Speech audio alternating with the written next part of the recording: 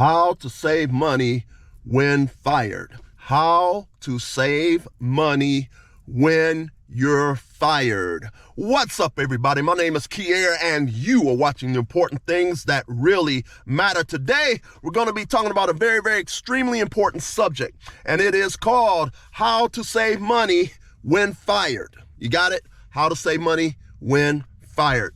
Very, very important subject. You want to make sure that you share this video with as many people as possible.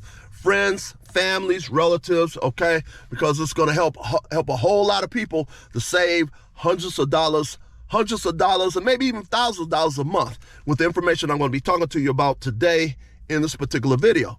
All right. Now, those of you who don't know, it has been reported recently that 1.1 million people are out of work. Recently, they said that 1.1 million people are out of work, or they've been fired, okay? Now, if they tell you there's 1.1 million people, we know how the numbers are when they report it to us. So if they say it's 1.1 million people that's out of work, it's probably more like 3 million or 5 million people that's out of work or who've been fired or laid off from their jobs, okay?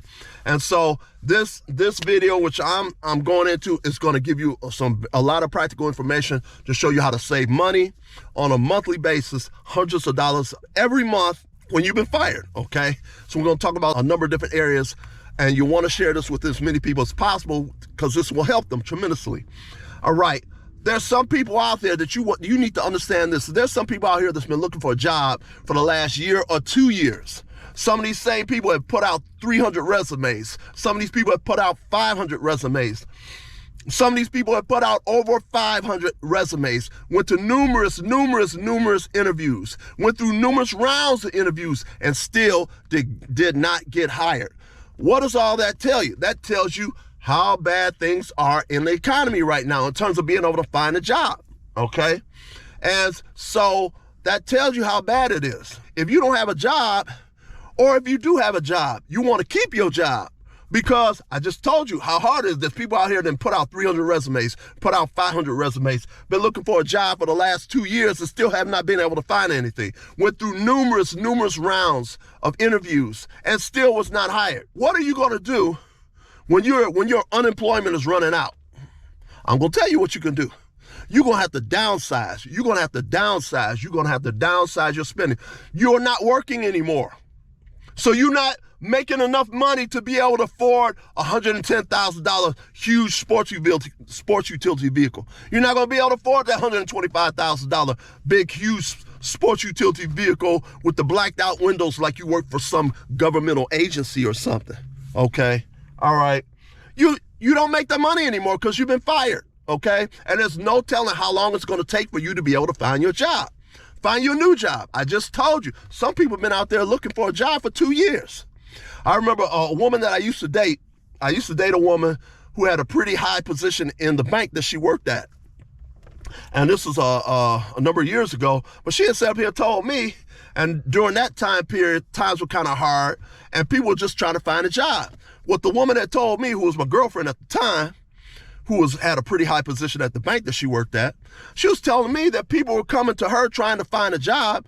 They wanted to work a job as a teller, and they had master's degrees. Did you hear me? They wanted to work a job as a teller, and these people had master's degrees from a college or university. That shows you how hard or how difficult it was to be able to find a job in their field to be able to make the money they were making before. They were willing to take anything, which is a teller job, which is not the best paying job in the world. They're willing to take a teller job just to be able to pay their bills until they're able to find something that paid more money. You follow what I'm saying? That's how bad things are back then, and also how bad things are right now, okay? You may not make enough money. You know, you might still be just collecting unemployment. You might be still collecting unemployment. And your unemployment is running out. You only get so many weeks. You're only getting like maximum, I think, $450 a week maximum. That's if you had a good paying job.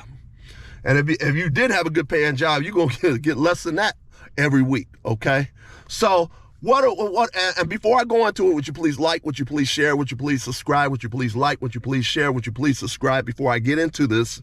Please like, please share, please subscribe. Now, one of the things we're going to talk about is you got to reduce your costs. How are you going to do that? Start out with that $110,000, $125,000 big old sports utility vehicle that you got. You got to get rid of it. You're not working, and you don't know how long it's going to take to be able to find a job that's paying some decent money. You may be able to find a job, but it might pay half as much as you were making before. You follow what I'm saying? So you got to get rid of the biggest items of your expenses.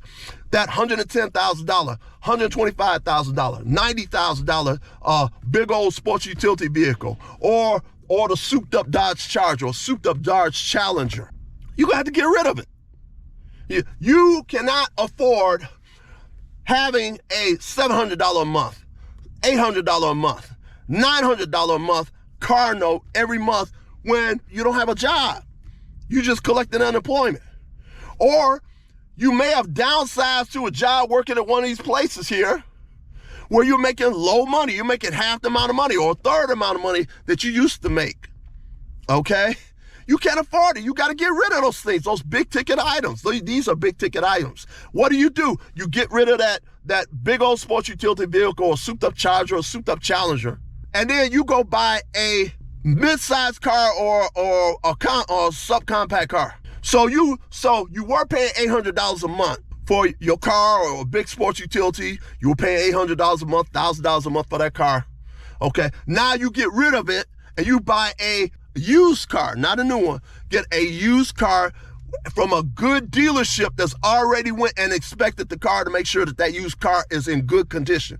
You can go to dealerships that will tell you, okay, we go through a 10-point inspection on our used cars or a 20-point, 30-point inspection of our used cars before we put them on the lot to sell them. That's what you want.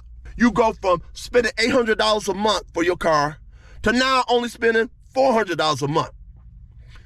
What I just told you right there is saving you $400 a month, $400 or $500 a month.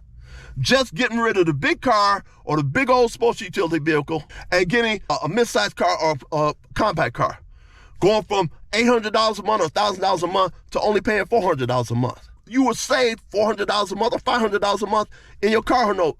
In addition to that, this is why you want to share this with as many people as possible. This is why you want to share this video with as many people possible. You're helping somebody. You're helping some poor mother, or you're helping some poor dad that's trying to pay child support or so. Tell them these things, And also in addition to this, you have a car. You done paid the car off, or you're close to paying the car off. Don't go out and buy another brand new car. Well, I paid this one off. Let me turn it in. I want a new car. Okay, then you putting yourself in position. You got a car that you have no car note from because you paid it off. Or you're pretty close to having it paid off. So if you're pretty close to having it paid off, or you got the car paid off already, you don't have a car note. You went from an $800 note or a $500 note to now going to no car note at all. Drive around in your used car. You're saving money because you don't have a car note. I had a car one time. It was a mid-size. They said it was a mid-size car, but it was actually a full-size car. Okay. And I paid that car off. I drove that car around 5 years without a car note. Do you know what it's like to go from paying $500 a month for a car or $800 a month for a car to now going out with not having to pay a car note at all? Oh man, that's great. All this extra money that's in your pocket. Now, I understand some of the girlies out there might want you to drive a new car. And if they have a problem with you driving a used car, you don't need to be with them. If you're with somebody that's all concerned about what type of car you're driving, instead of being concerned about the fact that you're saving money every month. You pay that car off, you don't have a car note. You don't have a car note. Forget about what a woman said about, how come you don't have a new car? That's a red flag right there. Get rid of her. She gonna be spending up all your money. Don't go out and buy no new one just because you want a new one. You won't have a car note. You can drive around for probably another 5 years, 6, 7 years without a car note at all.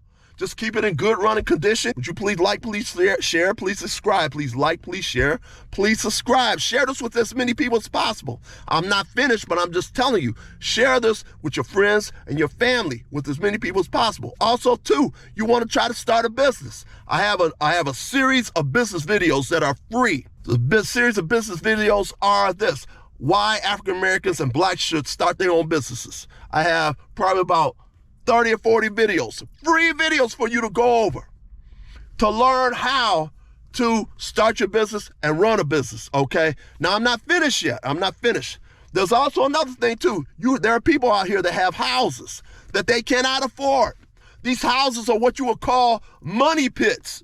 Every time you turn around, you sinking some money into that house. There was a lady who was a real estate expert, and she said, I think within the last 5 years, this woman who was a real estate expert has stated that somewhere around about 97 or 98% of people who bought a house wish that they never had bought the house to begin with.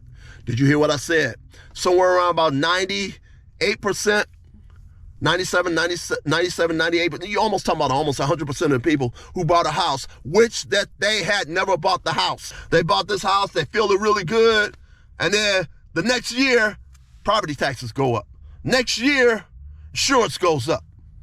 Next year, maintenance that needs to be done on the house. The roof still needs to be fixed. A lot of these houses end up turning into what they call money pits or making you what they call house poor. So much money is going into your house that you don't have no money. Do you want to be house poor? No, you don't want to be house poor.